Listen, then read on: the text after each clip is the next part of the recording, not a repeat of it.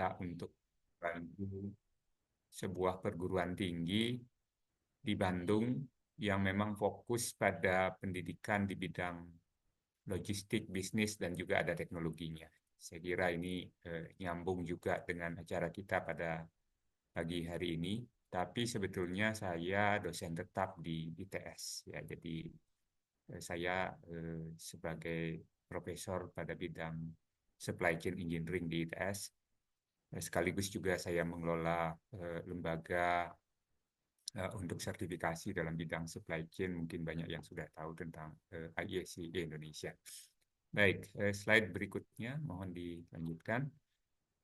Bapak Ibu, saya kira kita sepakat ya bahwa logistik itu ada di dalam kehidupan kita sehari-hari, anytime, setiap saat, mulai dari kita bangun pagi sampai tidur sampai bangun lagi, semua itu terkait dengan logistik. Bapak Ibu perlu sarapan, mau ke kantor butuh pakaian, kendaraan, di kantor pakai laptop, kemudian makan siang, nanti pada saat tidur butuh perlengkapan dan lain sebagainya, semua itu kan tidak kita buat sendiri.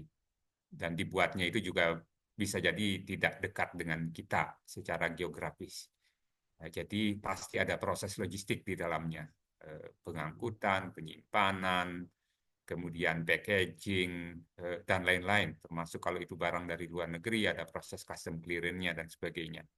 Banyak mungkin orang tidak sadar bahwa kehidupan kita itu selalu tergantung pada logistik. Nah, kita mungkin baru sadar ketika logistik itu terganggu gitu. Jadi ketika beras nggak ada, kemudian minyak goreng sulit dicari, nah itu baru kita paham bahwa oh ternyata logistik itu sangat kritikal buat kehidupan kita. Akhir-akhir ini kita lihat orang mau cari LPG 3 kilogram susah. Nah, itu baru sadar bahwa logistik itu ternyata begitu terganggu, itu sangat kritikal bagi kehidupan kita dan juga bagi stabilitas ekonomi dan sosial masyarakat, sehingga negara sangat berkepentingan terhadap logistik itu bisa berlangsung dengan baik.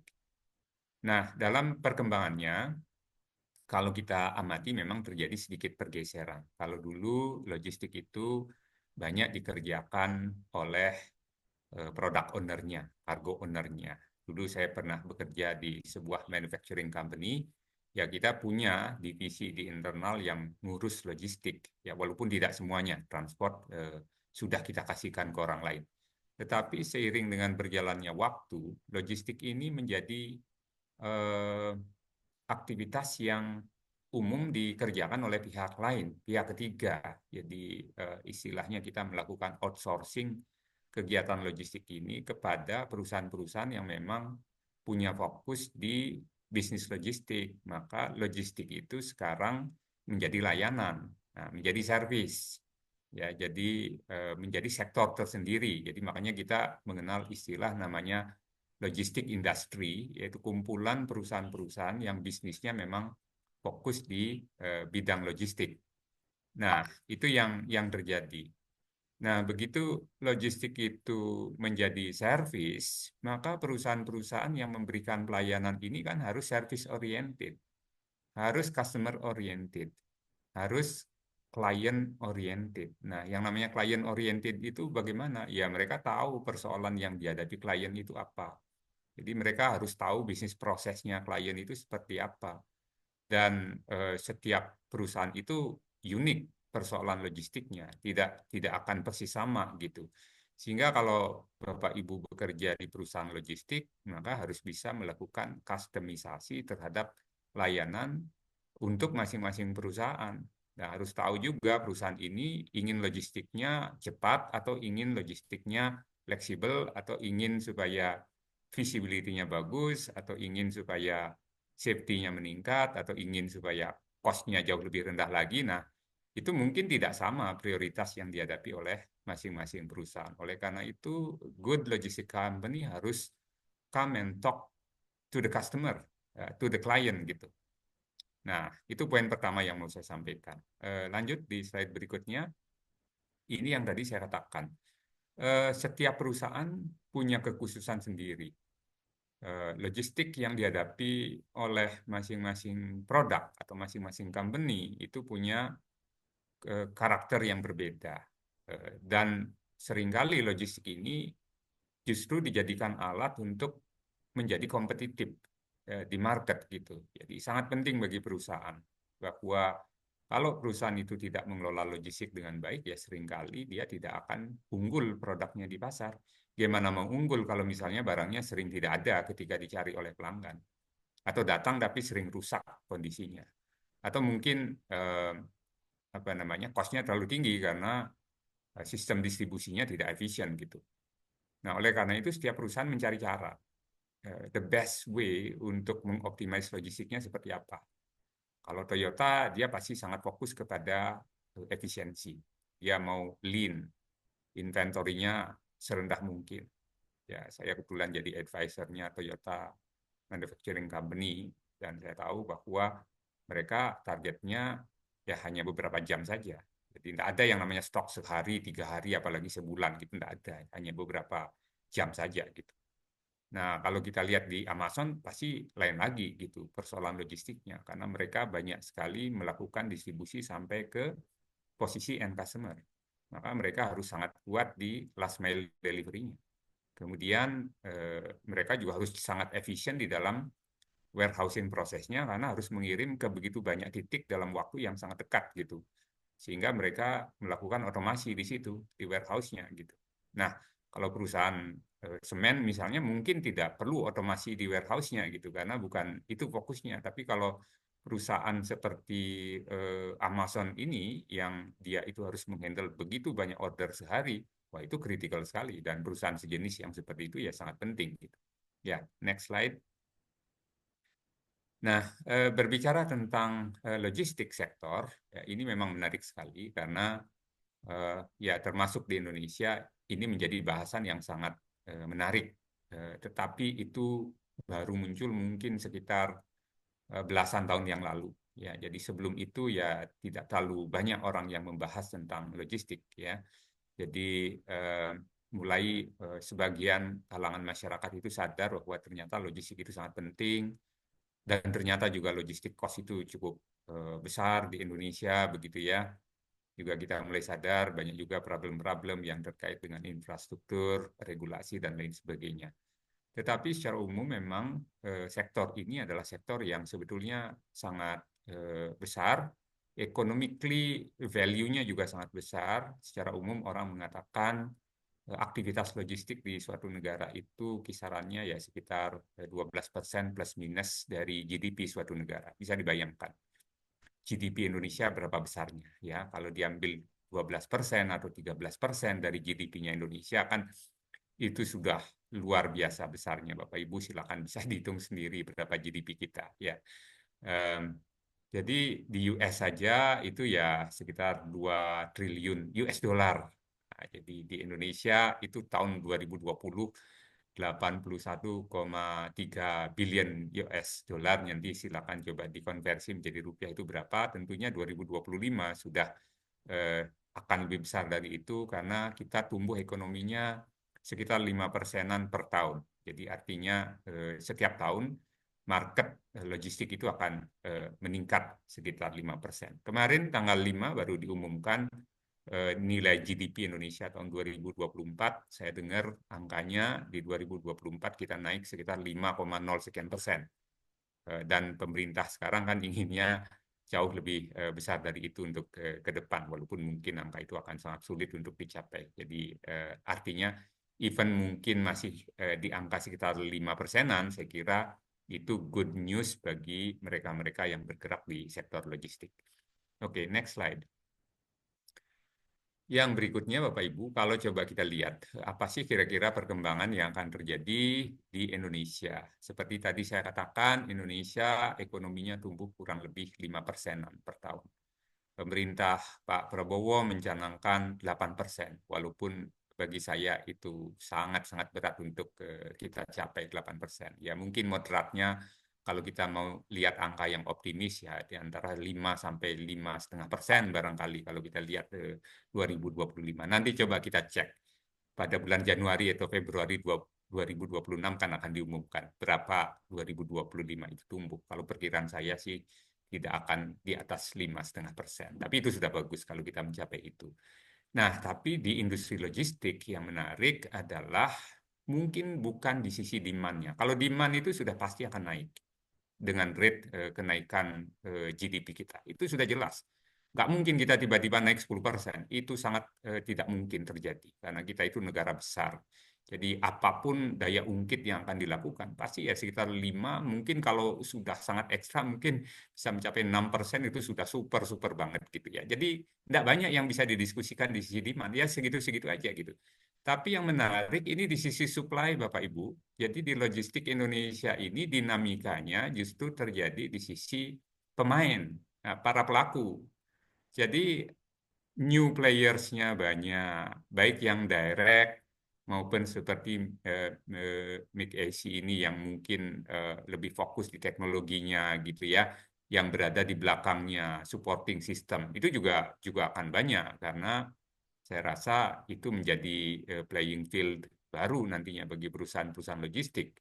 Beberapa perusahaan yang tradisional saya lihat akan apa namanya akan berkembang, akan berubah menjadi mungkin lebih modern, mungkin berpeluang untuk menjadi lebih komprehensif servisnya. Dan beberapa hari yang lalu saya baru ketemu dengan sebuah perusahaan BUMN yang fokus di pelayaran yang sekarang belum ngurusin logistik. Dia bilang, oh kami mau masuk ke logistik juga gitu.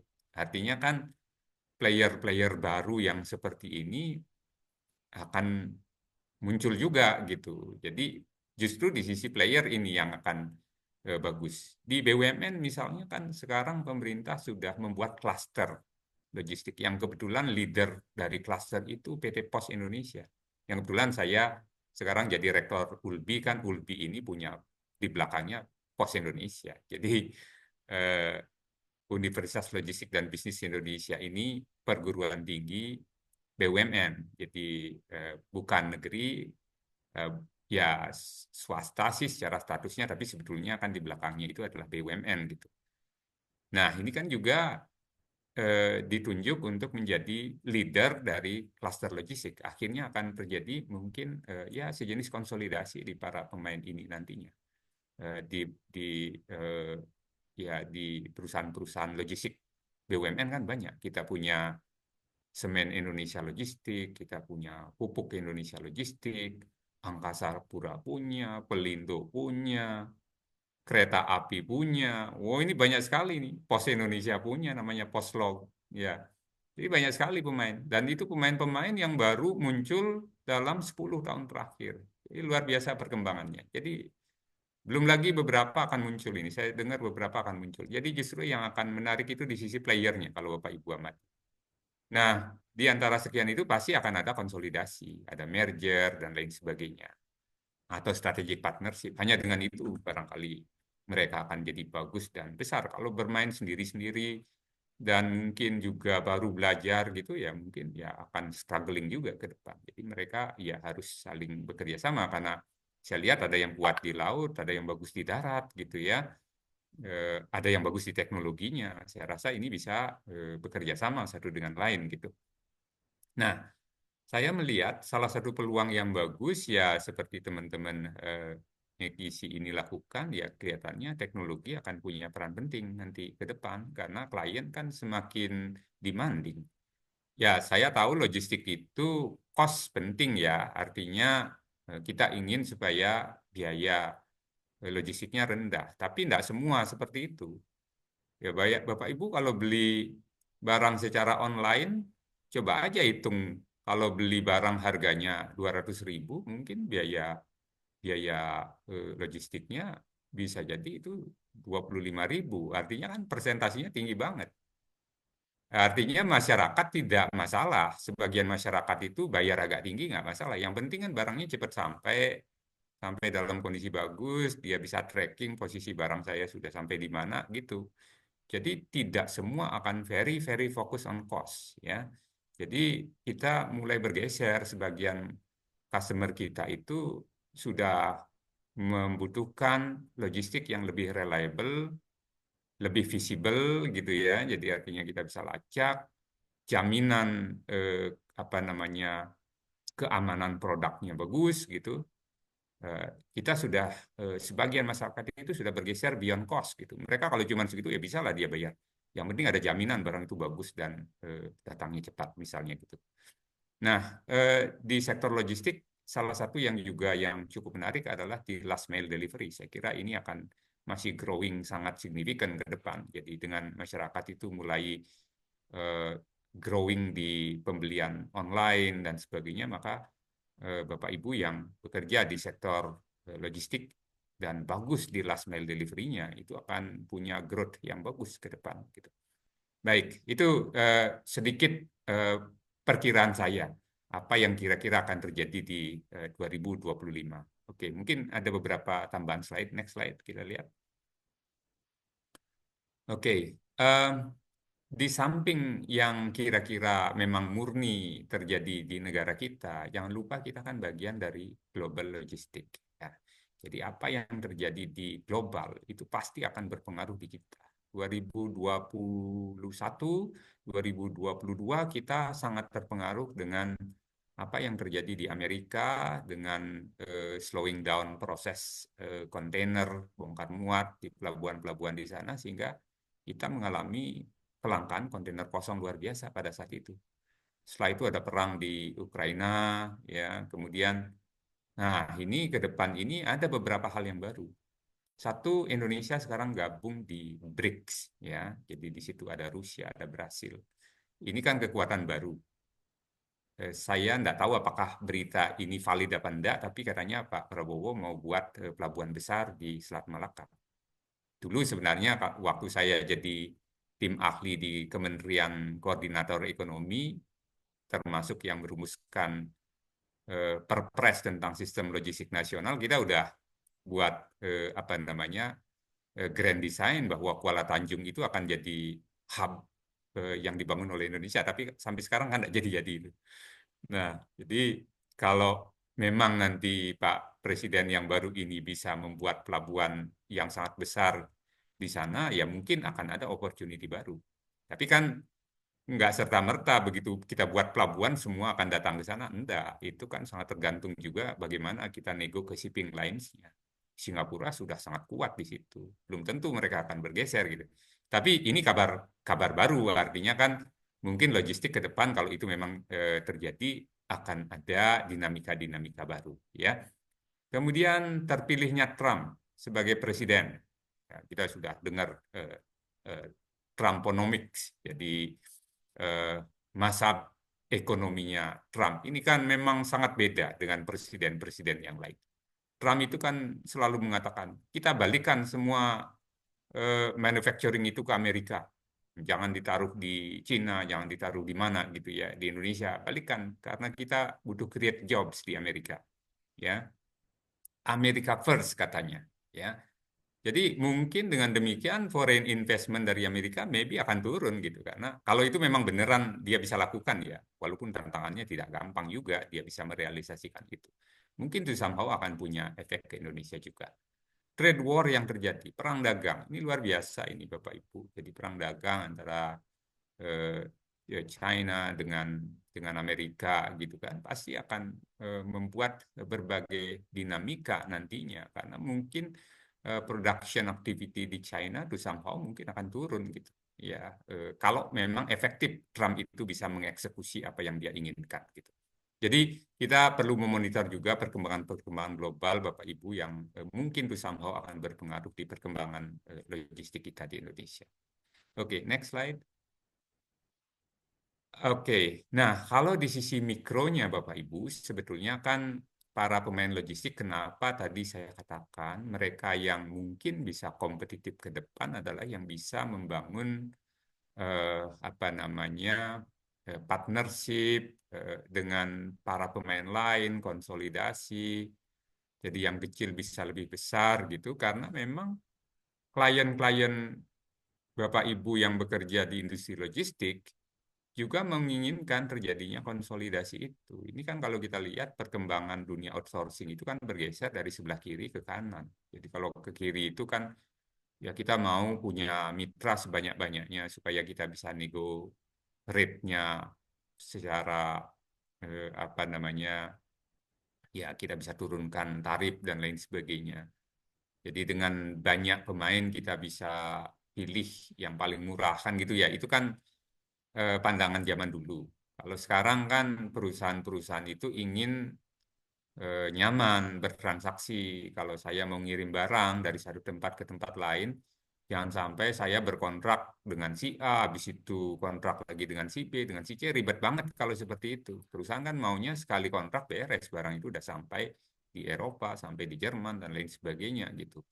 Nah, itu yang menyebabkan bahwa di market outsourcing itu harus mengalami konsolidasi karena perusahaan-perusahaan juga menginginkan one step, one point shopping aja kalau mau ngirim barang gitu ya. Jadi semua yang dibutuhkan itu sudah terintegrasi jadi satu layanan yang apa namanya end to end gitu. Ya, oke, lanjut karena waktu kita terbatas. Next slide. Nah, makanya model jasa logistik itu kan berkembang. Jadi bahkan sekarang ada yang menyebut itu sudah ada yang punya level 5 gitu ya. Jadi yang paling banyak sekarang kan di eh, 2 sama 3. Kalau satu itu artinya kita ngerjakan sendiri. Kalau 2 paling cuma sewa gudang atau sewa truk aja itu 2. Kalau 3 berarti kita sudah bermitra dengan perusahaan jasa yang mengintegrasikan beberapa jasa logistik. Jadi gudang dia punya, transport dia punya, custom clearance dia bisa urusin, packaging dia bisa handle gitu ya. Nah, kalau fourth party logistik ini kita bermitra dengan hanya satu perusahaan yang akan menjembatani resource yang dimiliki oleh banyak third party. Jadi kalau saya pemilik barang ya tidak perlu berkontrak dengan banyak pihak, cukup dengan satu pintu saja, nanti butuh apapun dia yang akan menguruskan kita gitu ya. Itu 4PL karena seperti saya katakan ya klien tidak mau ribet-ribet gitu, jadi maunya ketemu satu saja. Kemudian kalau yang 5PL itu ya sudah ya jauh lebih advance dari itu, termasuk mencarikan barang itu akan diproduksi di mana dan lain sebagainya. Jadi it's not about logistics sebetulnya karena itu sudah lebih ke arah integrated supply chain ya. Tentu di situ peran teknologi menjadi sangat penting juga. Oke, next slide. Nah, tantangan yang kita hadapi ke depan tentu akan semakin berat karena memang supply chain semakin kompleks, situasi dunia semakin tidak pasti, termasuk beberapa yang sudah saya katakan tadi di global maupun di nasional. Next slide. Um, ya, secara operasional misalnya, ini saya dulu sering bantu berbagai perusahaan, termasuk sekarang pun saya masih jadi konsultan di beberapa perusahaan. Um, yang simpel saja, kalau kita melihat transport, ini kan profil kalau transportasi darat seringkali seperti ini. Jadi yang kuning itu adalah truk itu idle, tidak bergerak, nunggu gitu ya, bisa nunggu mau muat, nunggu di tempat pembongkaran. Karena dulu saya sering amati begini misalnya, kita ngirim barang dari pabrik menuju ke distributor atau menuju ke customer lah begitu. Nah, customer-nya kan nggak buka 24 jam. Sementara kita datangnya di sana kadang jam 7 malam gitu. Berarti kan bongkarnya baru besok pagi. Sementara sebetulnya perjalanan kita hanya 5 jam gitu. Bolak-balik 10 jam. Kemudian ngantri lagi nanti di tempat pemuatan bisa 4-5 jam. Saya amati ada yang sampai 10 jam pada saat itu. Artinya kadang-kadang bergeraknya itu jauh lebih sedikit daripada diamnya. Nah, ini kan sayang banget kalau resource kita itu seperti itu. Tetapi itu tidak hanya terjadi di Indonesia. Ini data saya ambil dari Eropa. Jadi Eropa juga seperti itu, Bapak Ibu. Tapi saya waktu itu katakan ke klien saya, ini bisa diperbaiki. Tapi kita harus bisa memilah-milah. Misalnya untuk tujuan yang dekat-dekat, ya harus berangkatnya pagi. Nah, kalau malam atau sore berangkat, misalnya jam 2 berangkat, waktu perjalanannya 4 jam. Ya sampainya jam 6, dia jam 5 udah nggak mau bongkar gitu. Ya sudah jelas gitu. Tapi kalau berangkatnya jam 8 pagi kan pasti jam 12 sudah nyampe. Paling lambat lah itu sudah kita hitung dengan delay di perjalanan dan lain sebagainya. Jadi strategi ini perlu. Ya tentu eh, di samping itu kalau perusahaan yang punya armada banyak atau klien yang apa namanya eh, harus mempekerjakan begitu banyak apa namanya fleet size-nya besar begitu, ya tentu juga mereka harus bisa memonitor secara baik pergerakan dari aset-aset ini. Jadi truk ini posisinya di mana, kemudian dia akan datang kapan. Kalau misalnya terjadi gangguan di sana, kita mungkin belokkan ke tempat lain dan lain sebagainya. Jadi kontrol seperti itu menjadi sangat penting untuk bisa menurunkan yang kuning itu. Jadi supaya yang birunya meningkat gitu. Ini secara operasional ya. Next slide. Ya, ini sudah saya ceritakan, jadi saya coba memetakan bagaimana proses bisnis truk itu dari berangkat sampai ke titik tujuan, kemudian balik lagi dan sebagainya. Kita lewati aja. Saya kira sudah tersampaikan message-nya. Next. Nah, tentu challenge yang lain adalah, ya ini visibility dan kontrol seperti yang saya katakan tadi. Karena beberapa klien yang saya bantu dulu, saya wawancara ke yang terima barang juga, saya juga wawancara ke pemilik armadanya juga gitu. Di samping saya wawancara ke pemilik barangnya, karena ini tiga pihak yang berbeda. Jadi ada si pemilik barang yaitu pabrik, kemudian ada third party yang mengangkut transporter, itu pihak keduanya. Pihak ketiganya adalah si distributor atau si customer yang akan menerima barang. Saya wawancara ketiga-tiganya. Jadi kita wawancara tapi pisah-pisah gitu. Masing-masing pada komplain tentang dua pihak yang lain. Jadi misalnya si transporter dia menginginkan apa, komplain tentang apa. Si penerima barang dia komplain seringkali misalnya, oh ini truk tiba-tiba sudah datang, tidak ada kabar gitu ya, kita udah mau tutup gitu ya. Kemudian si pemilik barang bilang, oh, truknya sudah sampai jam 12, tapi datanya kita nggak tahu, ternyata sudah dibongkar, sudah balik, saya kira truknya belum datang gitu. Kemudian juga si penerima barang juga komplain ini beda-beda banget standarnya. Ada yang datang pakai seragam rapi supirnya, ada juga yang cuma pakai sarung gitu ya. Nah itu problem-problem yang sering terjadi di lapangan. Ada yang sangat concern pada safety, ada yang sangat tidak gitu. Nah itu masih potret yang saya kira masih more or less mirip seperti itu sekarang. Sudah ada kemajuan saya lihat, tetapi masih banyak kita lihat problem-problem seperti itu di lapangan. Oke, next slide. Nah, sehingga yang dibutuhkan adalah bagaimana kita bisa memberikan layanan logistik yang lebih visible, jadi terlihat, tampak gitu ya, walaupun tidak di depan mata, tapi di layar muncul gitu ya. Jadi sudah sampai di mana, sudah bongkar belum, karena dulu saya juga menganalisis data, ini ngirim jaraknya yang harusnya perjalanannya setengah hari, tapi kok terlihat ada yang 100 jam. Oh ya ternyata supirnya nggak lapor-lapor gitu, karena ternyata lapornya masih manual kan. Jadi dia harus SMS dulu atau WA dulu, oh ini saya sudah sampai. Tapi kan tidak semua supir disiplin seperti itu, sehingga data kita itu banyak sekali mengandung data yang sebetulnya itu sampah gitu. Masa ngangkut dalam jarak 70 kilo kok 100 jam. Ada juga yang 0 jam. Nah, itu kan berarti data kita itu tidak bisa dipakai seluruhnya gitu.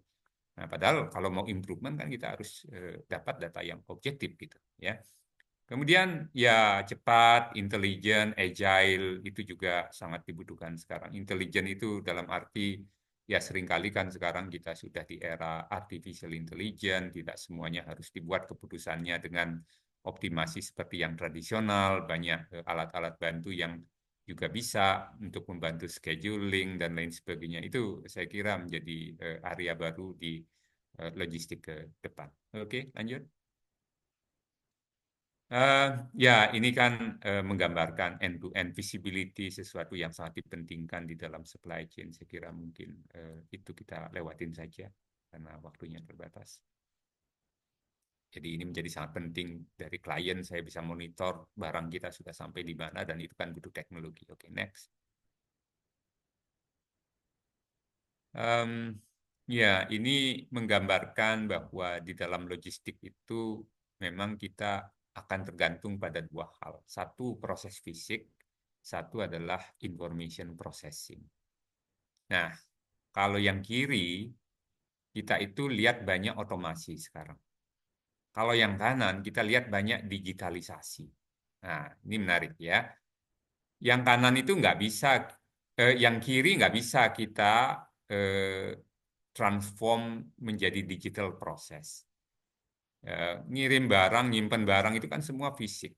Tapi physical proses itu sekarang banyak dibantu dengan otomasi. Jadi pakai robot intelijen di gudang, mungkin di negara-negara tertentu sudah ada uji coba driverless truck, ya truk tanpa supir dan lain sebagainya. Itu mungkin juga akan menarik di waktu-waktu ke depan. Tapi yang lebih banyak sekarang terjadi adalah di yang kanan. Jadi mulai dari capacity booking, dynamic pricing, tracking, tracing, keputusan rute, penjadwalan, reporting, menganalisis performance, prediksi traffic, monitoring kondisi driver, dan lain sebagainya. Itu saya lihat cukup banyak perkembangan di sana. Dan saya excited untuk melihat perkembangan teknologi yang di sebelah kanan, karena memang pada akhirnya Bapak Ibu si pemilik barang butuh banget itu sebetulnya. Jadi ya cost rendah itu penting, tetapi walaupun costnya rendah, tapi kita tidak pernah bisa melacak barang kita ada di mana kan repot juga gitu ya. Jadi termasuk misalnya kalau kita menawarkan di spot market, kita bermain dengan dynamic pricing seperti kita lihat harga tiket pesawat yang bisa berubah sesuai dengan kondisi supply dan demand. Nah, itu juga menarik di sisi transport mungkin juga bisa diimplementasikan hal-hal yang seperti itu gitu. Baik, apakah masih ada satu dua slide coba? Next slide. Nah, ini yang terakhir ini.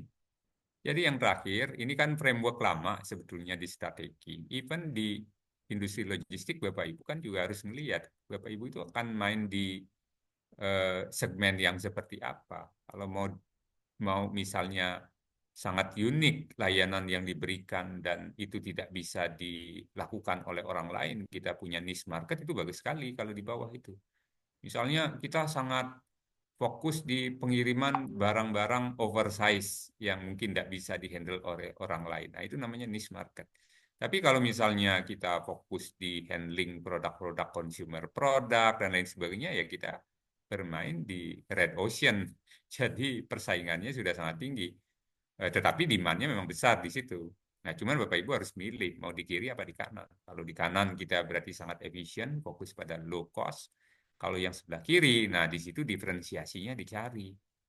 Saya lihat ada ini termasuk yang dilakukan sekarang kan ini educating eh, customer atau calon customer yang dilakukan oleh migrasi kan kan itu sebuah inovasi juga gitu.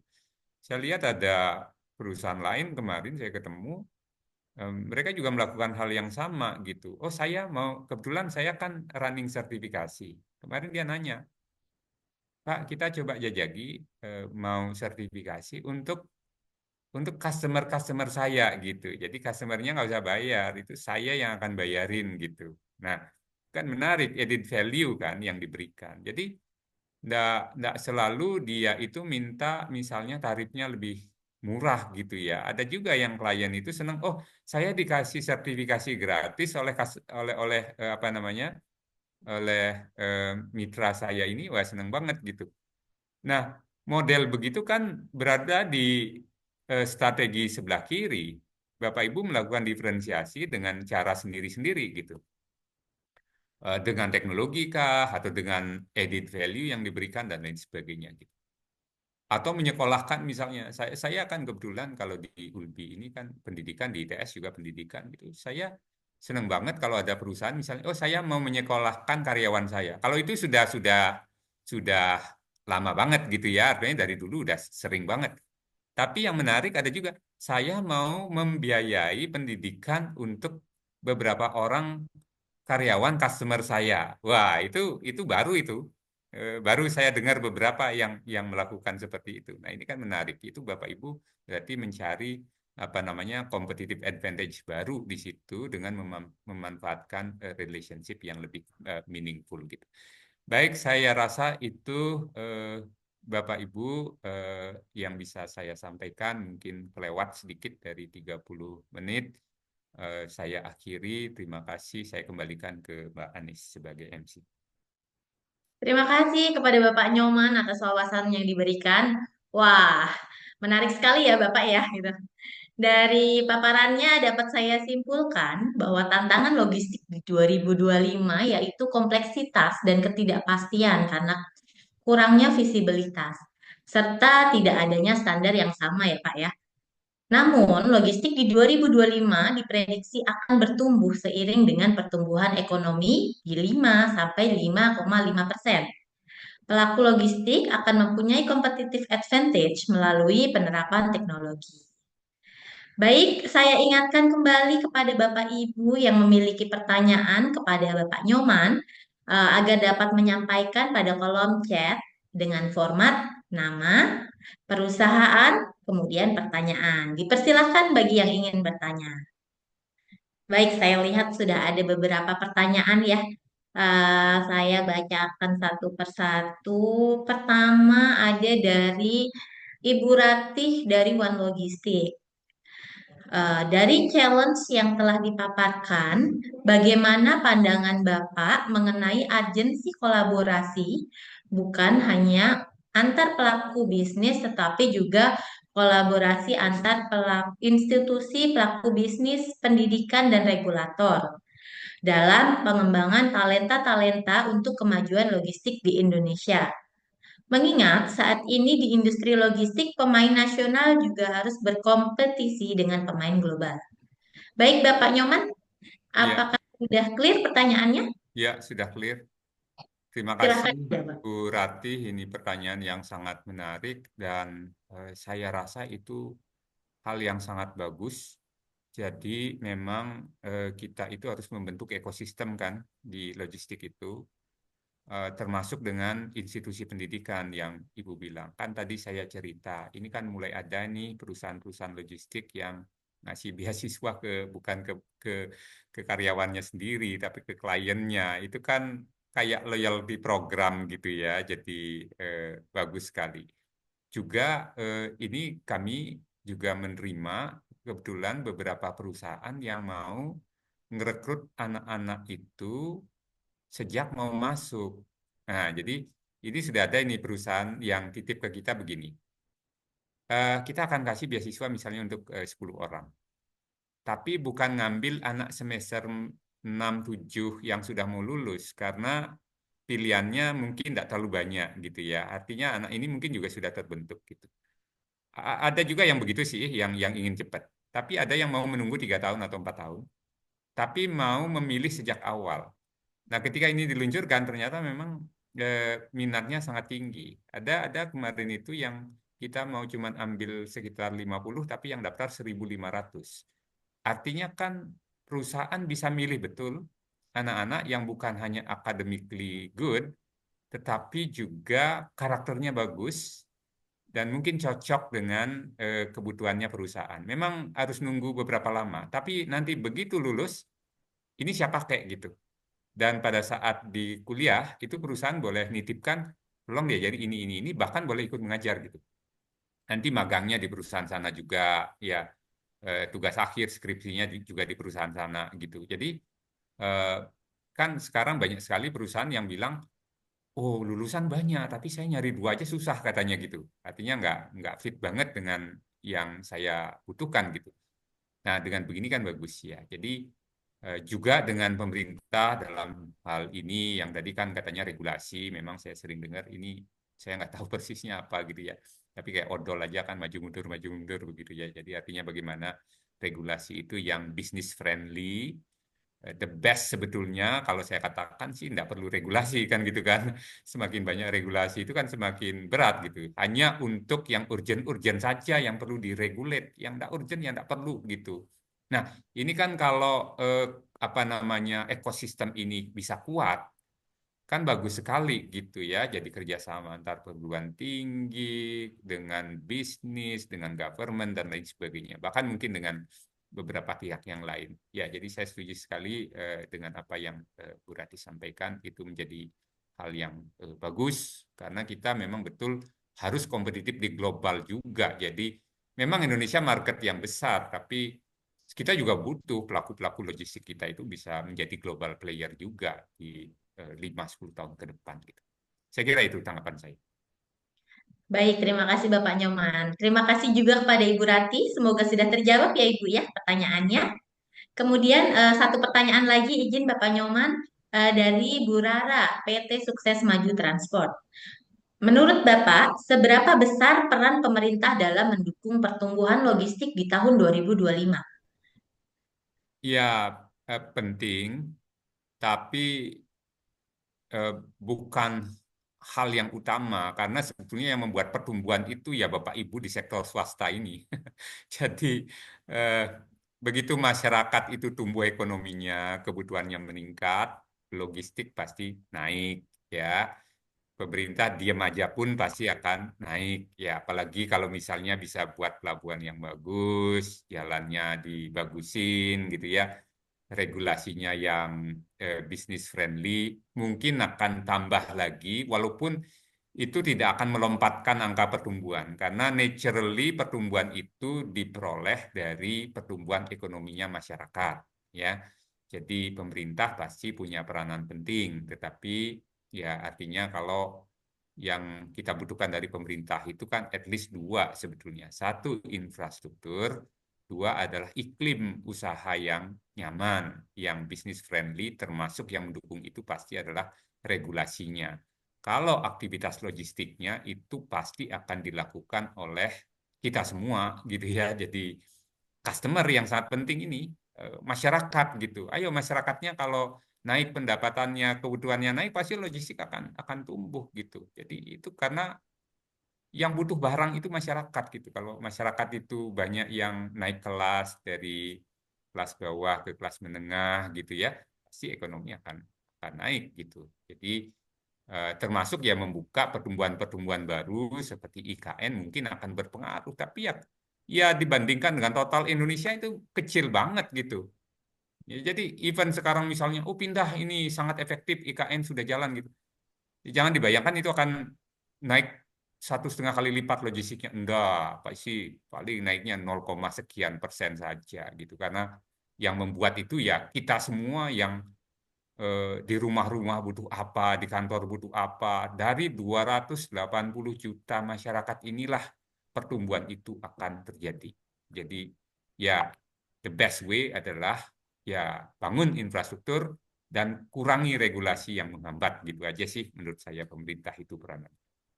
Siap, baik. Terima kasih banyak Bapak Nyoman atas jawabannya.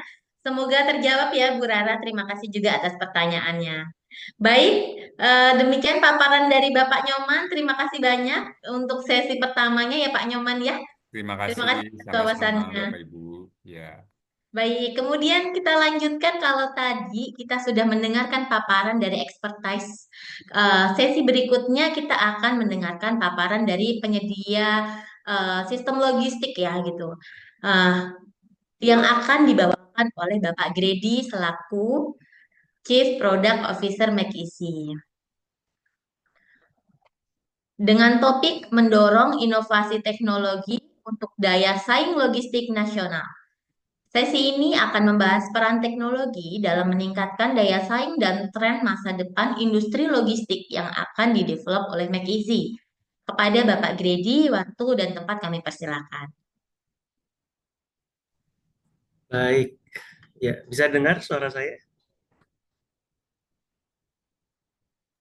Terdengar Bapak, silahkan. Terdengar ya. Oke, terima kasih kepada Ibu Anis dan mungkin saya mau mengucapkan terima kasih juga ya tadi kepada Pak Nyoman. Kita belum sempat berbincang-bincang banyak nih ya Pak ya. Cuman terima kasih banyak tadi sudah diberikan banyak sekali insight. Saya pun juga walaupun sudah beberapa tahun ini di bidang logistik dan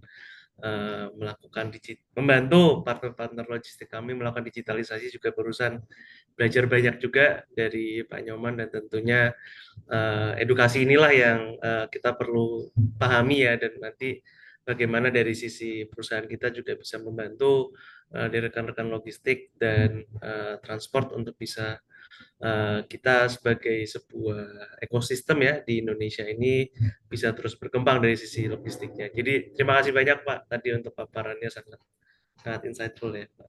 Um, ya. Dan mungkin saya pengen mengucapkan selamat siang juga kepada rekan-rekan yang sudah join, Bapak Ibu. Terima kasih sudah meluangkan waktunya di Kamis siang ini ya untuk bisa join di webinar. Saya Grady selaku Chief Product Officer di MakeEasy, dan pada siang hari ini harapannya saya akan memberikan sedikit paparan. Tadi kalau Pak Nyoman ada banyak cerita ya mengenai challenges di logistik Indonesia, mengenai apa ya sistem konsolidasi, ada mengenai apa idle time ya atau waktu yang tidak efisien dipakai di lapangan yang mengakibatkan adanya problem dari sisi cost. Lalu tadi ada juga beberapa apa aspek lainnya ya seperti pengaruh dari ekonomi global dan segala macam.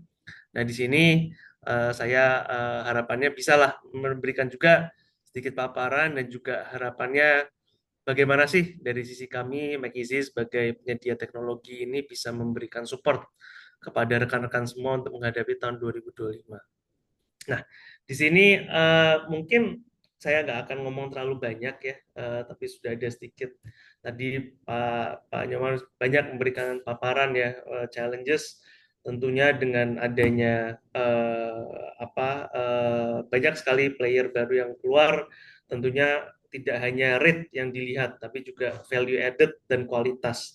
Dan ini seringkali yang kami sering lihat ya ketidakefisienan kualitas layanan logistik yang tidak terkontrol ini yang menjadi isu yang dihadapi oleh pemain-pemain logistik di lapangan. Lalu ditambah lagi dengan bagaimana nih dari sisi mengontrol biaya logistik mulai dari pengirimannya, penggunaan BBM sampai ke maintenance kendaraannya.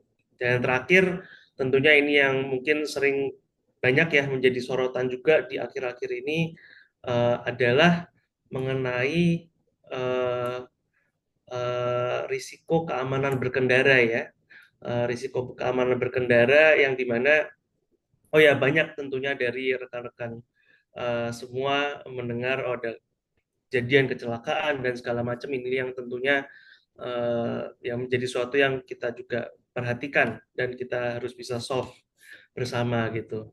Nah ini mungkin ada sedikit poll ya yang bisa dilihat di layar rekan-rekan semua. Kita pengen nih mengetahui kalau dari rekan-rekan semua yang join apa sih yang menjadi apa ya salah satu tantangan terbesar. Jadi ada 4 pilihan: biaya operasional bisnis naik, rute pengiriman tidak efisien, pengiriman sering terlambat, maupun risiko kecelakaan yang tinggi. Mungkin saya berikan waktu ya sedikit untuk rekan-rekan bisa mensubmit jawabannya sehingga kita juga bisa tahu nih dengan audiens yang saya hari ini ngobrol, oh mana sih yang kalian sebenarnya lebih banyak concern-nya. Oke, sedikit waktu. Apakah sudah mulai masuk jawabannya?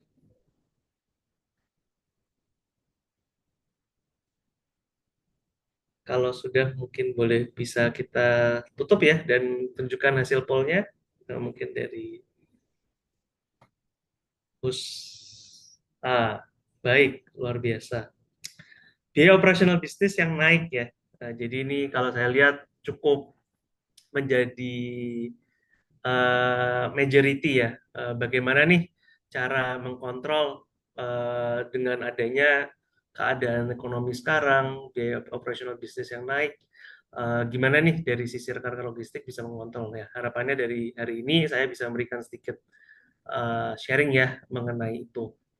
Tentunya mungkin boleh ke next slide. MakeEasy di sini hadir. Kita ada 4 ya main solution ya yang akan kita tawarkan atau kita akan sedikit lebih banyak ngobrol di hari ini. Yang pertama tentunya adalah bagaimana nih kita bisa meningkatkan kepuasan pelanggan. Jadi salah satu effort untuk melakukan improvement di sisi pengembangan produk kita adalah tidak hanya untuk menekan cost ya, tapi bagaimana bisa meningkatkan kepuasan dari pelanggan masing-masing gitu. Lalu juga yang kedua, kita ngomong mengenai efisiensi biaya logistik. Nah, ini yang mungkin menjadi insight dari rekan-rekan semua. Bagaimana nih, ada nggak solusi-solusi dari McKinsey untuk menekan efisiensi biaya logistik? Lalu yang ketiga, pengguna yang memiliki kontrol ya terhadap operasional. Jadi bagaimana juga dari rekan-rekan untuk meningkatkan bisnisnya juga harus bisa memiliki kontrol ya terhadap operasional kalian masing-masing gitu. Bagaimana kontrol ini bisa dimiliki, nanti kami akan sedikit memaparkan mengenai konsep control tower ya, yang sudah sering mungkin didengar juga dari beberapa sharing dan marketing kontak yang sudah di-share dari ke tim marketing kita. Dan terakhir, ini mungkin menjadi salah satu highlight juga adalah, bagaimana tantangan untuk keamanan dan keselamatan dari sisi perusahaan kami juga bisa membantu rekan-rekan semuanya. Oke, kalau gitu nggak pakai lama, saya akan sedikit ngobrol dengan nomor satu ya, meningkatkan kepuasan pelanggan. Nah, jadi salah satu inovasi baru yang Make Easy develop di tahun 2024 kemarin, dan kita akan terus develop juga di tahun 2025 adalah bagaimana dari sisi rekan-rekan transporter dan logistik di sini ya, tidak hanya menggunakan teknologi ini untuk sekedar tracking saja, tapi tentunya ujung-ujungnya yang penting adalah, dengan saya melakukan tracking, lalu saya bagaimana bisa mengimprove kualitas dari service saya kepada customer saya, baik itu customer retail, bahkan ataupun di customer yang merupakan brand atau cargo owner gitu ya. Nah, ini merupakan sebuah salah satu fokus yang kami ingin berikan gitu ya, untuk rekan-rekan logistik transporter di sini bisa memberikan tracking pengiriman secara real time kepada pemain-pemain customer kalian dengan mudah. Lalu juga dari sisi manajemen bisa melakukan evaluasi dengan meminta dari sisi customer untuk memberikan penilaian juga kan terhadap pengiriman. Evaluasi inilah yang menjadi sebuah tolak ukur penting untuk sebuah perusahaan. Bagaimana sih kita bisa melakukan continuous improvement, perbaikan dari sisi operasional, sehingga satu, tidak hanya dari sisi cost yang bisa dilimit, tapi juga kepuasan pelanggan bisa ditingkatkan. Nah, mungkin sedikit sharing aja ya. Mungkin boleh next slide aja. Nah, jadi di sini ada 4 pengembangan utama yang kami sudah develop, dan kami namakan produk ini atau modul ini namanya adalah Delivery Hub. Dan yang pertama adalah kita mencoba mensimplifikasikan produk yang kita sudah ada gitu ya. Kalau rekan-rekan mungkin cukup familiar dengan McKinsey, kita memiliki produk yang namanya Transportation Management System. Nah, di sini kami juga berpikir gitu kan, bagaimana kalau kita ngomong juga di sisi perusahaan-perusahaan di Indonesia itu, bisnis proses terkadang dari sebuah perusahaan dengan perusahaan lainnya itu cukup berbeda ya. Dan untuk menstandardisasikan itu terkadang menjadi sebuah challenge untuk diimplementasikan ke masing-masing perusahaan. Maka dari kami, bagaimana nih membuat sebuah sistem yang sangat simple tapi masih sangat cukup powerful untuk rekan-rekan logistik bisa merencanakan rute dan juga melihat secara real time proses dari progres pengiriman masing-masing rute itu seperti apa. Dan fitur ini kami namakan quick assignment ini ya. Jadi mempermudah semua dan rekan-rekan bisa membuat sebuah rute pengiriman dalam waktu 8 detik saja. Jadi sangat simpel untuk digunakan, dan rekan-rekan dari situ bisa melakukan otomatis tracking progres pengirimannya seperti apa. Nah, progres pengirimannya sendiri itu pun tidak hanya melalui aplikasi website ataupun mobile kita ya, tapi rekan-rekan pun bisa mendapatkan update melalui WhatsApp. Jika misalnya drivernya sudah sampai nih ke lokasi A, maka akan mendapatkan notifikasi gitu ya, driver sudah sampai di lokasi A. Lalu driver pergi keluar dari lokasi A, juga akan mendapatkan notifikasi juga. Nah, dengan adanya ini, rekan-rekan tentunya memiliki visibilitas yang lebih luas. Tadi kalau Pak Nyoman ada share mengenai challenge idle ya. Oh, mobilnya ngetem kelamaan nih, nunggu di site customer terlalu lama, mengakibatkan inefisiensi. Nah, dengan adanya notifikasi ini kan dengan mudah rekan-rekan bisa mengetahui oh kapan mobil masuk, kapan mobil keluar dari sebuah aplikasi yang memang dipakai sehari-hari gitu ya, yaitu WhatsApp. Selain itu, kita juga bisa ya melakukan evaluasi performa pengiriman dengan memahami SLA, memahami actual versus target SLA yang sudah diset dari sisi perusahaan, dan yang terakhir tentunya dari sisi pelanggan. Bagaimana kita bisa mengimprove uh, kualitas dari service kita adalah memberikan informasi secara real time ke pelanggan. Dan di sini kami dari Megizis juga sudah mengintegrasikan sistem notifikasi ini tidak hanya untuk internal tapi juga bisa diberikan ke pelanggan kalian masing-masing. Jadi layaknya kalau rekan-rekan suka pakai Gojek gitu ya, kan Gojek kalau pakai aplikasinya, oh ada nih informasi barangnya sudah mau sampai atau makanannya sudah mau sampai. Nah, di sini juga sama. Customer Anda bisa mengetahui jika misalnya truknya sudah mau sampai lokasi, sudah pergi dari lokasi. Itu semua bisa dilihat dari WhatsApp yang terintegrasi juga ke sebuah web aplikasi. Oke, mungkin itu konsep pertama ya mengenai Delivery Hub yang sudah kita build. Dan Delivery Hub ini tadi mungkin rekan-rekan bisa baca, mungkin boleh ke slide sebelumnya dulu. Ya, memberikan waktu melakukan efisiensi ya dari proses pengiriman dan juga mendapatkan insight hingga 95%. Jadi ini harapannya tentunya bisa menjadi sebuah angle ya untuk membantu mengurangi juga dari sisi operasional sambil meningkatkan kepuasan dari pelanggan kalian masing-masing. Dan mungkin untuk Pro juga fitur ini saat ini jika yang sudah menggunakan Megizi platform, kalian bisa sebenarnya mendapatkan fitur ini dengan gratis. Jadi kalau rekan-rekan tertarik, langsung aja kontak ke tim salesnya atau nanti ke customer service kita untuk nanti bisa dibantu lebih lanjut ya bagaimana cara menggunakan fiturnya. Oke, yang kedua, saya ngomong mungkin sedikit mengenai efisiensi biaya logistik. Nah, salah satu inovasi yang baru yang kami develop di tahun 2025 ini dan mungkin menjadi salah satu sudah dimulai ya sebenarnya dari semester lalu adalah bagaimana kami tidak hanya berhenti dari solusi software saja, tapi kami juga memberikan layanan konsultasi dan juga pembelian suku cadang ya, yang mungkin lebih berfokus ke ban dan oli untuk rekan-rekan pemain transport dan logistik di sini. Kami paham tentunya ini merupakan sebuah challenge ya, tidak hanya untuk manage pengiriman saja, tapi maintenance merupakan atau perawatan armada merupakan salah satu komponen yang sangat-sangat penting untuk bisa dijaga oleh rekan-rekan semua.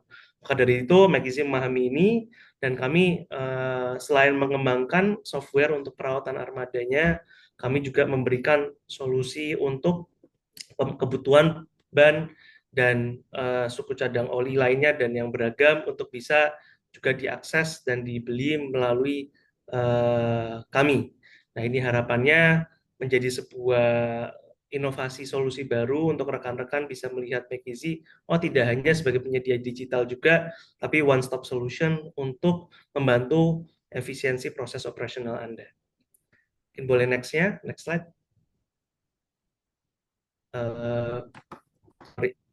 Tadi boleh ke next slide-nya dulu.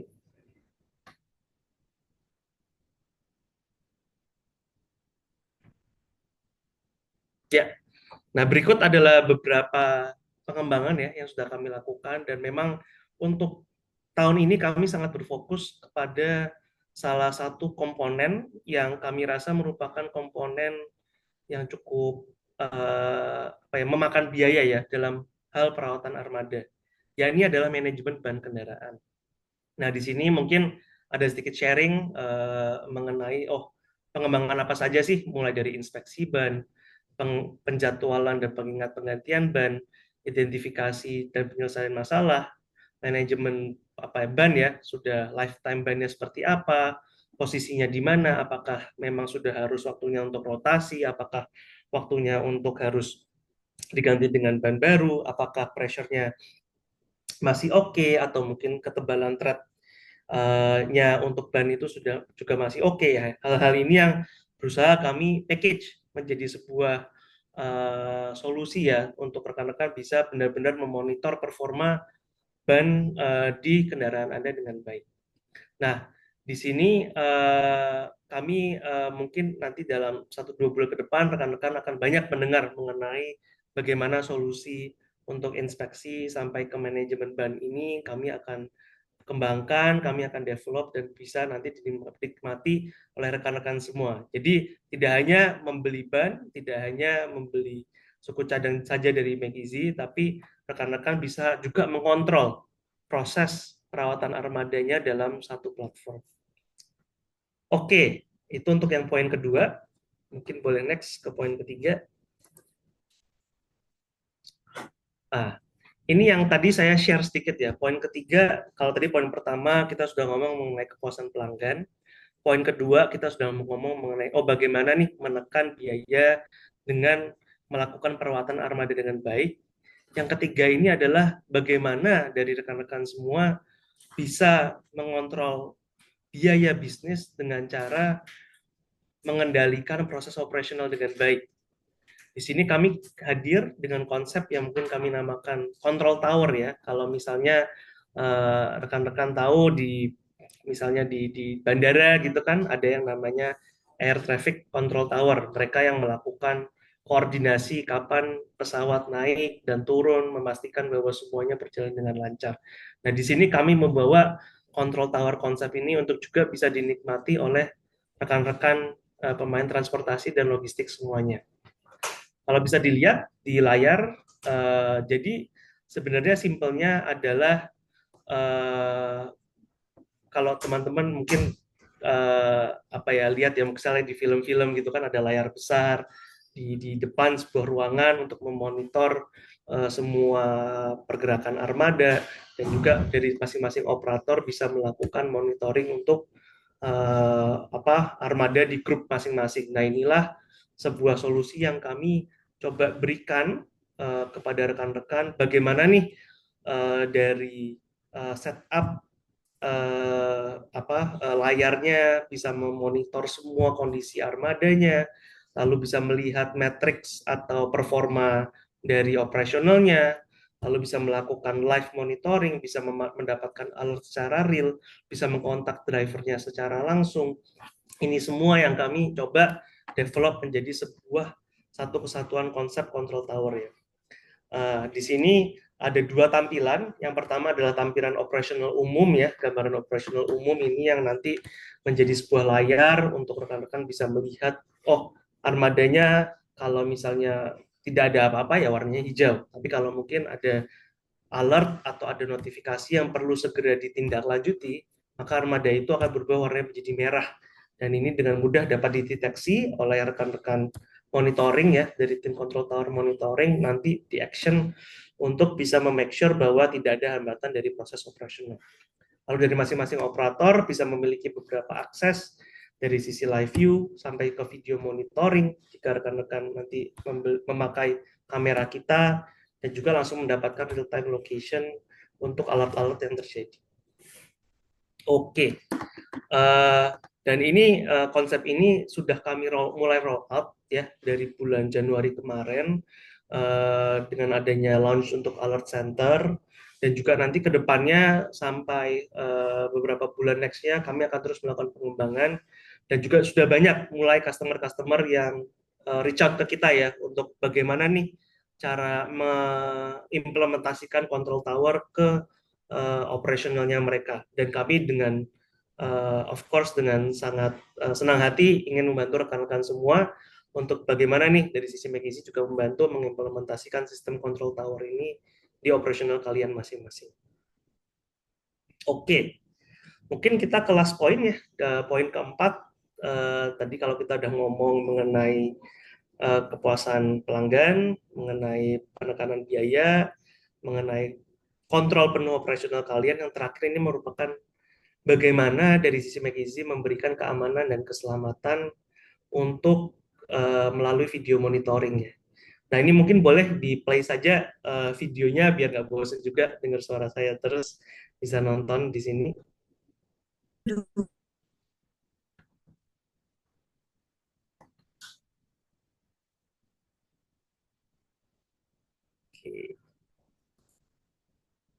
Ini memang nggak ada suaranya ya. Ya, ini mungkin ya share dikit ya mengenai solusi-solusi dashcam, video monitoring kita um, untuk bisa memonitor perilaku driver sampai memonitor bagaimana nih driver melakukan apa ya teknik menyetir mereka, apakah suka mepet-mepet dengan mobil di depannya atau enggak yang bisa berpotensi ke kecelakaan. Lalu live monitoring bisa mendapatkan alert ini semua dari HP juga. Dan terakhir, of course, ada SOS button ya, yang bisa ditekan untuk segera mengetahui jika terjadi kejadian di lapangan yang butuh segera ditindaki.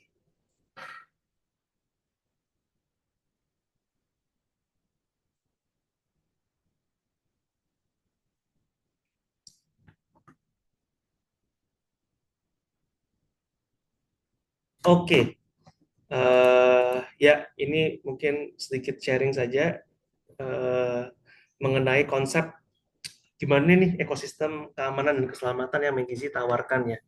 Yang pertama, of course, adalah penerimaan gitu ya. Oh, bagaimana nih dengan sistem McKinsey segera bisa mendapatkan kalau terjadi alert, kalau terjadi pelanggaran yang terjadi di driver, baik itu driver mengantuk ataupun driver misalnya main HP terdistraksi atau mereka misalnya nyetirnya ugal-ugalan.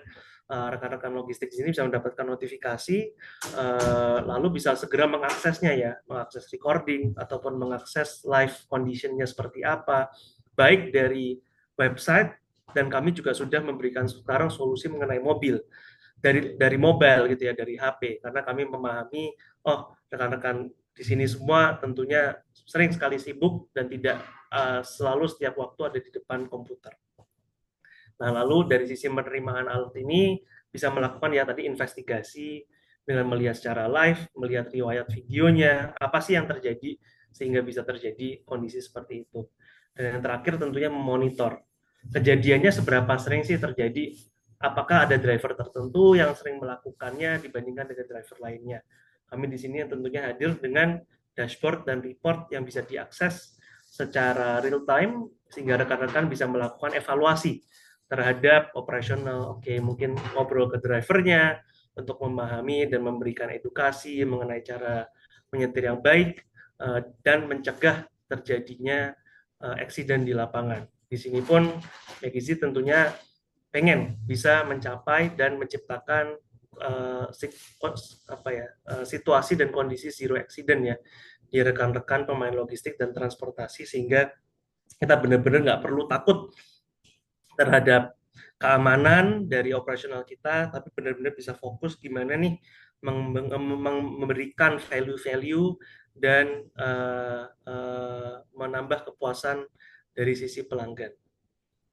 Oke, mungkin boleh next-nya. Ini sedikit mengenai apa sih fitur yang akan dikembangkan untuk video monitoring kami di tahun 2025. Jadi ada face recognition. Ya, betul di slide ini ya. Jadi ada face recognition.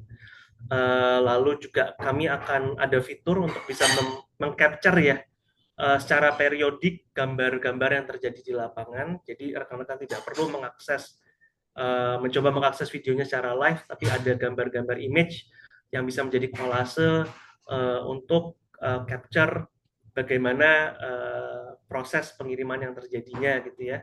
Dan yang terakhir adalah memberikan menge-share alert, menge-share sebuah kejadian itu tidak perlu mengakses atau login ke dalam websitenya, tapi bisa saja di-share melalui nantinya WhatsApp ataupun website sehingga siapapun bisa mengakses untuk melakukan tindak lanjut lebih dalam lagi.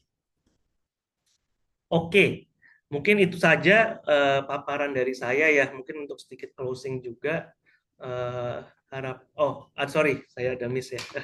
Jadi ini sedikit mungkin sharing ya mengenai hardware-hardware yang sudah dan akan kami kembangkan ya di tahun ini. Kami akan berfokus dari sekarang sudah launch kita untuk mobile DVR sehingga rekan-rekan mungkin kebanyakan dari pemilik bis bisa mendapatkan akses sampai ke 15 channel untuk memonitor semua titik ya di kendaraannya. Lalu juga ada nantinya pengembangan untuk passenger counting. Lalu untuk telematicsnya sendiri, kami akan ada eksplorasi tadi untuk mengontrol beban ya dari armadanya melalui penggunaan axle load sensor. Dan terakhir adalah tire pressure monitoring system ya, untuk memastikan jangan sampai dalam inspeksi armada itu ada yang missing ataupun kondisi mobil saat membawa barang itu bannya misalnya tidak diatur dengan baik. Oke, mungkin untuk penutupnya saja, jadi dengan ini semua, harapannya tentu dari kami dari McEasy bisa mendukung kalian, memberikan layanan terbaik dalam proses pengiriman yang terintegrasi dengan sebuah channel komunikasi yang sangat dipahami oleh warga masyarakat Indonesia, yaitu WhatsApp. Kita memberikan solusi komprehensif pemeliharaan juga untuk kalian bisa menjaga kesehatannya. Kami mendukung untuk bisa memiliki kontrol penuh terhadap operasional melalui command center atau control tower tadi. Yang terakhir adalah bagaimana rekan-rekan menggunakan solusi video monitoring ya untuk meningkatkan keamanan dan keselamatan operasionalnya. Demikian mungkin sharing dari saya untuk pengembangan produk. Tadi mungkin mengkoneksikan ya kondisi challenge yang di-share dari Pak Nyoman dan apa saja sih pengembangan produk yang sudah kita develop untuk membantu rekan-rekan semua. Harapannya di sini kami share juga kalau rekan-rekan tertarik dengan satu atau dua, jangan sungkan-sungkan untuk nantinya ngobrol ya dengan tim kami, komersial, maupun tim customer success kami ataupun tim CS kami untuk bisa mengetahui lebih lanjut bagaimana kalian bisa mengutilisasi dan menggunakan fitur-fitur ini. Oke, terima kasih. Saya balikan ke Bu Anis. Baik, terima kasih banyak Bapak Gredi atas paparan solusi dan inovasi yang inspiratif. Baik, dapat kita simpulkan bahwa McEasy sebagai penyedia solusi untuk industri transportasi dan logistik ini turut berkontribusi juga untuk menciptakan inovasi untuk membantu pelaku usaha mengatasi tantangan industri di tahun ini gitu. Mulai dari meningkatkan kepuasan pelanggan dengan on-time delivery melalui quick assignment, kemudian juga ada efisiensi biaya logistik dengan solusi end-to-end pemeliharaan ban, kendali penuh operasional dengan kontrol tower yang terjangkau, serta meningkatkan keamanan dan keselamatan dengan video monitoring. Wah, sangat inovatif sekali dan semoga solusi-solusi tersebut bisa membantu pelaku usaha untuk lebih efektif dan efisien dan menjadi nilai tambah untuk usaha Bapak Ibu ya. Baik, saya ingatkan kembali Bapak Ibu, apabila ada pertanyaan dapat dituliskan di kolom chat dengan format nama, perusahaan, kemudian pertanyaan. Saya izin bacakan beberapa pertanyaan yang sudah masuk. Ada dari Ibu Nike dari Li Logistik.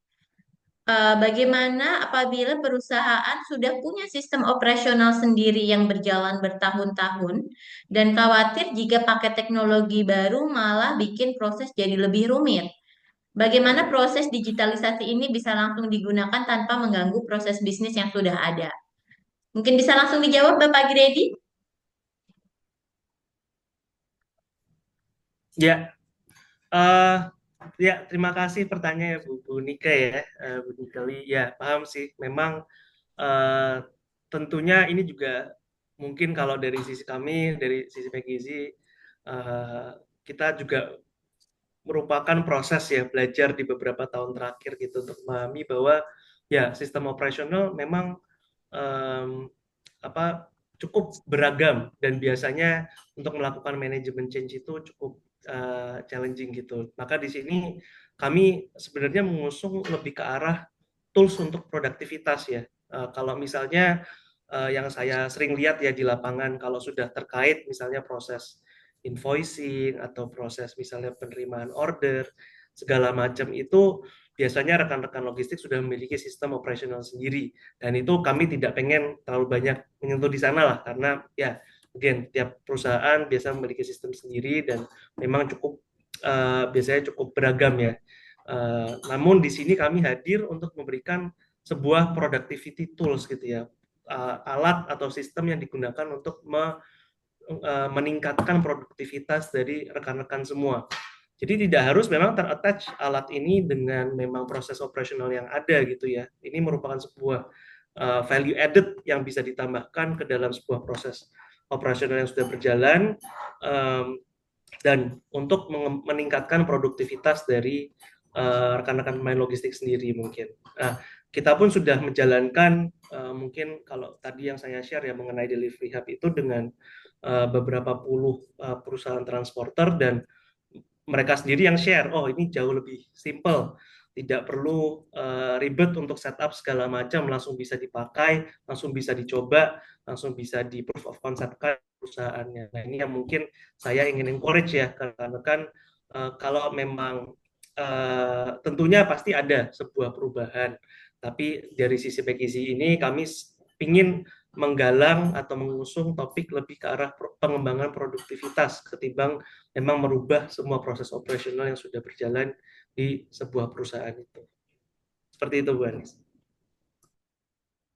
Baik, terima kasih banyak jawabannya Bapak Gredi. Semoga terjawab ya Ibu Nike. Terima kasih juga pertanyaannya. Kemudian pertanyaan selanjutnya ada dari Bapak Gunawan dari Sentral Sentral Bangunan Kota. Izin Bapak Gunawan, apakah mau bertanya langsung? Nah, boleh? Oh ya, baik. Baik, silahkan Bapak Gunawan langsung saja. Ya, terima kasih diberi kesempatan bertanya. Ini, saya mau tanya, itu yang untuk DVR ya, apakah fitur itu bisa dikembangkan? Apakah waktu maksudnya mobil kita dalam keadaan mati mesin, apakah dia bisa merekam daerah sekitarnya gitu? Karena ini dibutuhkan pas waktu pembongkaran biasanya. Kalau pembongkaran kan kita kan mau melihat apakah dari karyawan kita yang ceroboh atau apa menimbulkan pecah. Ini kan karena kan kita kan bisnisnya keramik nih. Jadi kita bisa tahu tuh kalau kita mati mesin kan apakah di VR itu tetap merekam atau mengcapture nggak ya Pak? Itu aja. Oke, baik, terima kasih tadi pertanyaannya Pak Gunawan ya. Ini sebenarnya suatu hal yang mungkin dari Bapak, nggak cuma Bapak nih yang share, tapi juga banyak sebenarnya customer yang share ke kami ya. Uh, jadi sebenarnya salah satu hal yang mungkin menjadi sebuah konsiderasi untuk apakah DVR itu tetap bisa merekam saat kendaraan mati, karena DVR ini kan mengambil daya dari aki kendaraan gitu ya Pak ya. Ya Jadi betul. kita ada sebenarnya bisa dilakukan setting kalau misalnya oh ingin nih DVR-nya tetap merekam setengah jam dari engine itu mati, itu sebenarnya bisa. Tapi memang harus dipastikan dari kendaraan itu memang akinya dalam kondisi yang baik gitu ya, karena kalau memang kondisinya sudah tidak baik dilakukan itu bisa aja nanti isu di mana akinya nanti tiba-tiba akan habis gitu kan, dan mobilnya malah memiliki isu di starter. Jadi itu mungkin beberapa konsiderasi lah yang dibutuhkan untuk dipikirkan ya dari rekan-rekan juga. Nantinya kami juga bisa mungkin ngobrol bareng. Cuman adalah sebuah takaran pembatasan, memang tidak bisa kita nyalakan terus untuk merekam dan merecord ke dalam kartunya itu berjam-jam gitu ya. Sebenarnya solusi yang coba kami cari cara dan pikirkan adalah ada dua gitu ya Pak. Ada satu, bagaimana bisa mungkin membangunkan alatnya untuk bisa melihat rekamannya secara live dalam beberapa saat dibutuhkan. Yang kedua adalah melakukan periodik pengambilan gambar ya, dalam kondisi saat kendaraan itu sedang diam atau parkir itu. Jadi mungkin itu dua hal yang sudah coba kami develop ya Pak. Tapi ya pertanyaan yang baik. Nantinya tentu kita bisa ngobrol lebih dalam ya Pak. Nanti mungkin bisa share juga ke sales kita untuk bisa didiskusikan case-nya lebih lanjut. Oh, sekedar sharing ya Pak ya. Ini kan kita Hmm. kan ada melihat di beberapa internet dan di website juga ya. Karena saya melihat yang seperti untuk minibus, untuk kendaraan penumpang, dia ada satu fitur ya, ada satu dashcam yang namanya Black View, Pak. Black View. Betul. Nah, Black View-nya itu saya saya belum melihat secara langsung ya, tapi dia bisa memberikan satu solusi waktu kendaraan mati pun dia tetap merekam dan dia ada satu alat gitu. Ya. Dan dia gitu loh. Apakah ada bisa diterapkan di MAXI? Kalau bisa diterapkan itu wah luar biasa itu. Karena kan dengan adanya kamera ya saya lihat itu ada 4 atau 5 kamera ya kan. Itu kan bisa menyoroti di pembongkaran barang ya kan. Betul. Di tangki minyak langsung ya kan. Itu maksudnya untuk pengukuran tangki minyak itu nggak perlu lagi langsung terekam itu tangki minyaknya ya kan. Jadi kan Ya. kalau misalnya dia kadang hidup kadang mati bisa merekam, wah itu luar biasa itu terobosan itu loh Pak. Ya. Ya, tentu Pak. Terima kasih banyak masukannya juga Hmm. Pak Gunawan, akan kami usahakan. Iya, itu aja sih. Karena kurang itu satu aja Pak. Kalau lima isinya sudah, ini kan saya melihat sudah terintegrasi ke Accurate, ya kan? Oke. Ya. Ini kedua ini kurangnya di DVR aja. Oke. Diinfokan ke sales kan, wah kalau mobil keadaan mati itu nggak bisa merekam. Aduh, saya bilang sayang. DVR itu kan seharusnya kan waktu keadaan hidup pun dia bisa merekam sekitar gitu kan. Ya. Itu aja sih. Baik.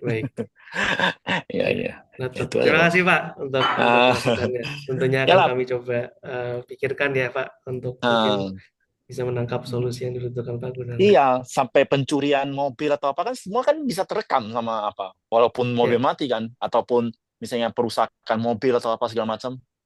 Itu gunanya kamera itu sangat sangat apa banget Bang? Sangat tinggi gitu loh. Kalau misalnya bisa terekam siapa yang masuk mobil ini, ya kan? Yang melempari kaca ini bisa tahu semua gitu. Ya. Gitu. Baik Pak. Ya, Thank you itu banyak aja Pak Pak. Gunawan. Ya. Appreciate it Pak. Mari. Oke deh. Thank you. Ya. Baik, terima kasih banyak Bapak Gunawan dan Bapak Gredi. Semoga terjawab ya Pak Gunawan. Nanti mungkin bisa diskusi lebih detail lagi di luar acara gitu.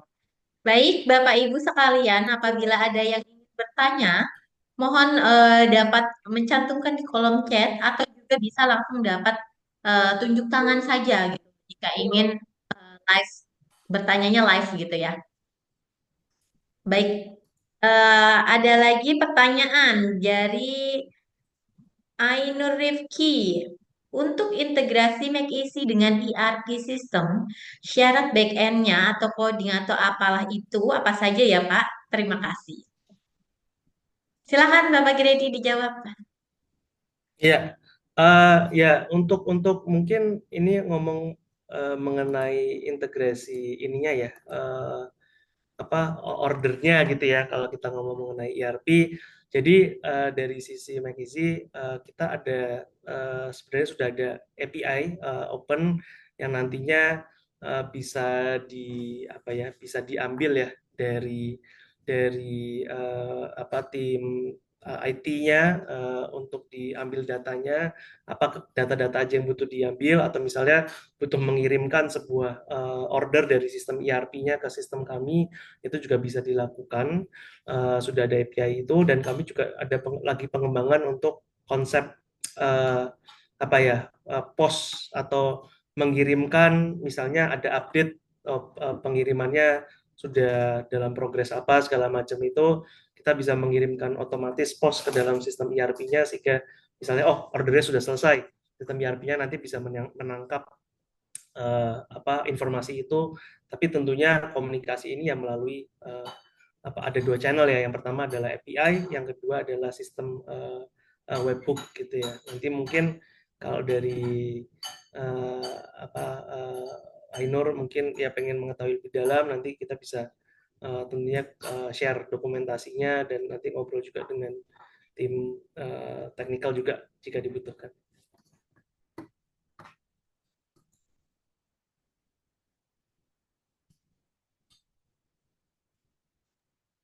Baik, terima kasih Bapak Gredi. Semoga sudah menjawab Ibu Ainur Rifki ya.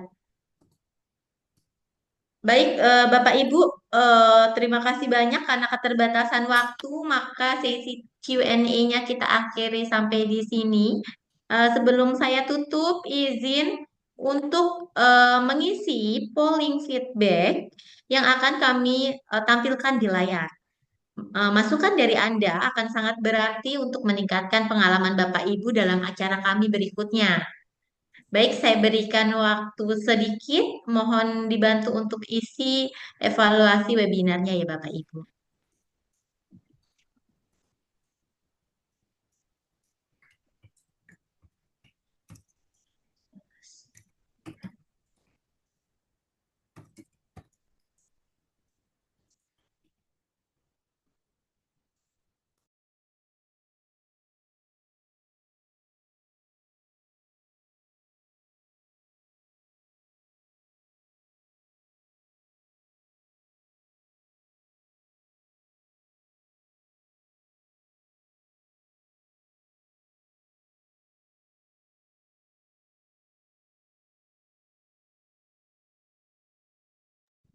Baik, terima kasih banyak atas ketersediaan Bapak Ibu untuk membantu mengisi polling feedback ya. Terima kasih banyak Bapak Gredi atas waktunya telah memberikan paparan kepada kita semua gitu. Kita telah sampai di penghujung acara Bapak Ibu. Terima kasih kepada semua pembicara dan peserta atas partisipasi aktifnya. Sampai jumpa di acara Make Easy berikutnya. Selamat siang dan selamat beraktivitas. Terima kasih. Izin pamit dan undur Terima kasih diri. semuanya. Mari.